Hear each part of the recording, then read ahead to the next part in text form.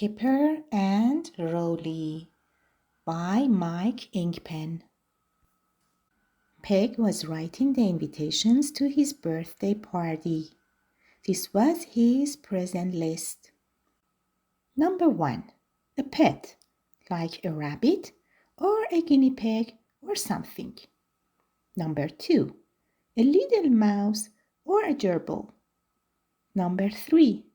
Anything else, but mostly I would like number 1 or number 2. He put the names on the envelopes and wondered what kind of pet he would get.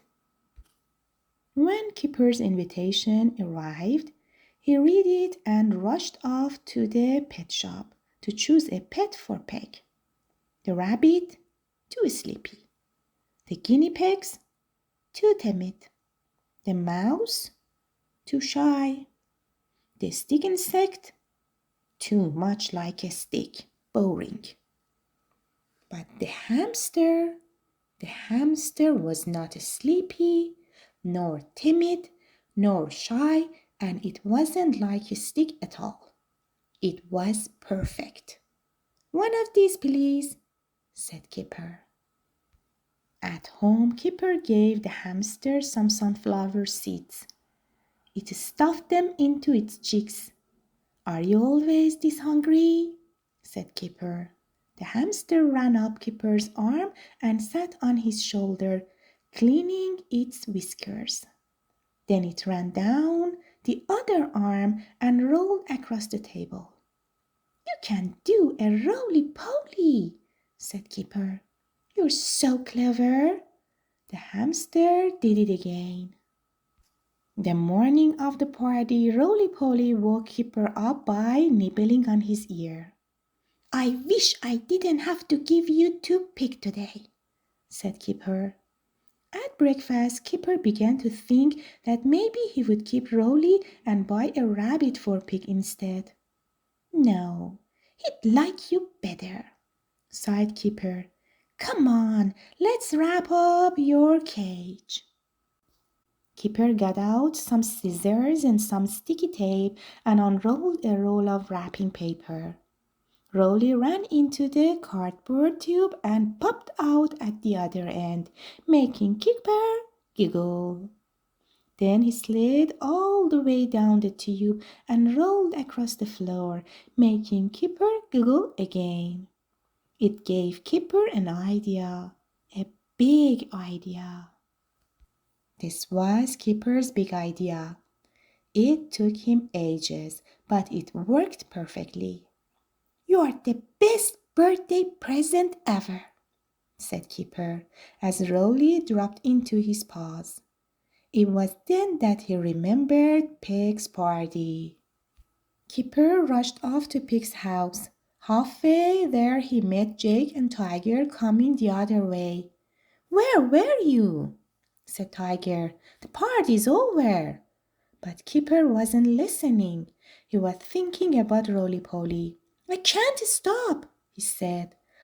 I don't think he likes it in there very much. Jake and Tiger began to giggle. Oh no, not another one, said Tiger. I'm sorry I'm late, said Kipper to Pig as he opened the door. I was playing with your present. He's brilliant, isn't he? Then he noticed that Pig was holding a rabbit, a mouse, and 2 guinea pigs, and there was a stick insect crawling across his head. What are those? asked Kipper. They are my presents, said Pig. They sat down at Pig's table and Kipper fed Roly with pieces of leftover party cake. So he's not really what you wanted? Said Kipper.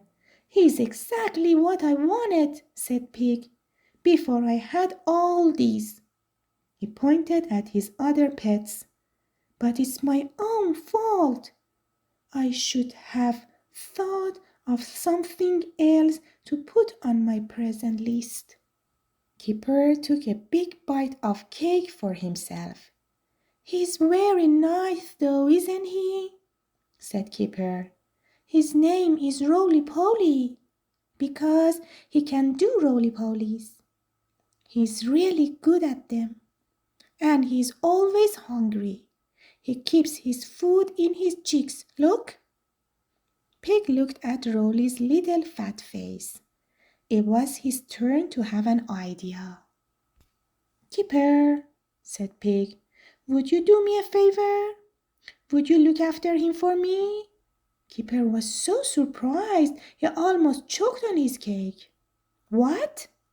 Take him home, you mean? Said Kipper. Pig nodded. You mean he'd still be yours, but I'd look after him?